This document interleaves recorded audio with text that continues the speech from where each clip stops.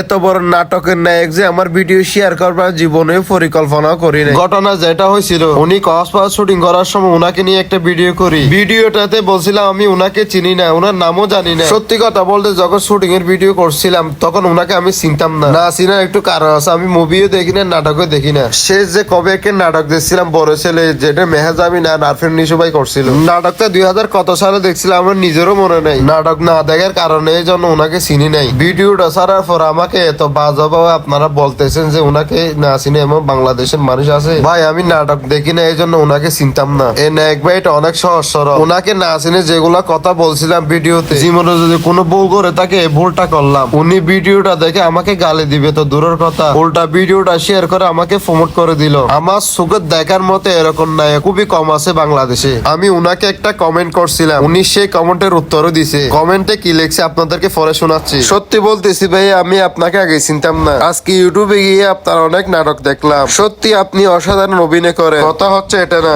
আপনার এত সুন্দর মন মানসিকতা দেখে আপনার ফ্যান হয়ে গেলাম। আমার ভিডিওতে আমার কোনো কথাবার্তা কষ্ট পেয়ে থাকলে ছোট ভাই হিসাবে কমেন্ট দিচ্ছি, দেখবেন। এটা ছিল আমার কমেন্টের কথা। খায়রুল ভাই আমার কমেন্টে যেভাবে রিপ্লাইটা দিল, কমেন্টের রিপ্লাই শুনে আমি সত্যি উনার ফ্যান হতে বাধ্য হয়েছি। উনি যা বলল, আপনার সরলতায় আমি মুগ্ধ হয়েছি। খুব মজা পাইছি আপনার সরল কথায়। আপনার জন্য শুভকামনা সব সময়। সুন্দর থাকুন, সুস্থ থাকুন। এতে সুন্দর কমেন্টের রিপ্লাই দিচ্ছে, বলে বাসা বোঝাইতে পারবো না আপনাদের। আপনি আমাকে ক্ষমা করছেন কি না জানি না। আজ থেকে আপনার নিয়মিত নাটক দেখবো। আপনার জন্য দোয়া ও ভালোবাসা রইল। বাংলাদেশের সাকিব খানের মতো আপনিও নাম্বার 1 হবেন একদিন। আপনি যদি ভিডিওটা দেখে থাকেন একটা কমেন্ট করে যাবেন। কে কে খায়রুল বাসার ভাইকে ভালোবাসেন কমেন্ট করে যান। পেজে নতুন হয়ে থাকলে পেজটা ফলো করে দিয়ে সাথে থাকবেন। ভিডিওটা ভালো লাগলে লাইক কমেন্ট শেয়ার করবেন। ধন্যবাদ।